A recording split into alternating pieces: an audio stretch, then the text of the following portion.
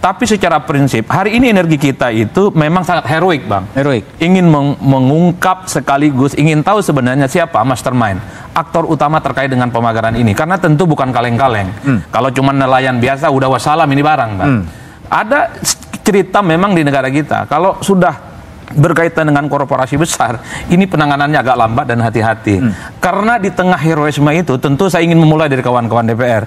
Berani tidak sejumlah pihak yang selama ini sudah mulai speak up ke publik, ada yang katanya swadaya nelayan, panggil aja ke DPR. Ada misalnya perusahaan-perusahaan yang disebut yang punya HGB dan seterusnya, panggil aja audiensi.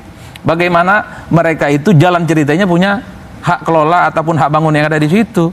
Itulah yang saya sebutkan. DPR ini kan selalu bicara atas nama rakyat. Jadi nggak perlu bikin pansus, nggak perlu bikin panja. Langsung aja panggil satu persatu.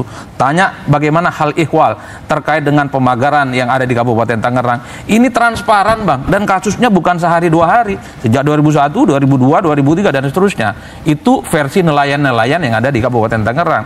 Sering dilaporkan, sering dikeluhkan. Karena ada aktivitas yang saya kira dari pagi sampai malam. Dan itu cukup mengganggu. Dan sekarang menguap. Ini adalah momentum bagaimana untuk mengungkap apa sebenarnya yang terjadi di Kabupaten Tangerang. Tentu kita tidak mau ini hanya sebatas hore-hore, tepuk tangan, banyak apresiasi, sudah ada pembongkaran di mana-mana, tidak ada endingnya.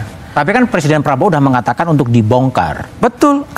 Oleh karena itu, bagi saya ketika Presiden sudah turun tangan, nggak ada cerita kementerian-kementerian, pihak-pihak terkait termasuk DPR yang katanya selalu tegak lurus kepada pemerintah untuk tidak mengungkap setuntas-tuntasnya apa sebenarnya motif pemagaran yang ada di Kabupaten Tangerang ini. Karena saya sebut goib.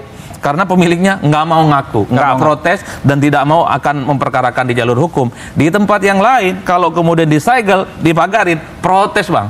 Di Kabupaten Tangerang, senyap. Seakan-akan tidak ada pemiliknya. Bahkan, Bang, kalau kita sebagai rakyat boleh berharap, kalau bisa, pagar itu bukan TNI AL yang mencabut. Mereka lah yang bikin, yang cabut. Cabut sendiri, biaya sendiri, nyelam sendiri. Biar repot sendiri. Ini yang mereka bikin huru-hara. Kemudian negara yang bikin repot. Kacau juga ini barang, Bang. Kau yang mulai, kau yang mengakhiri ya. Itu dia.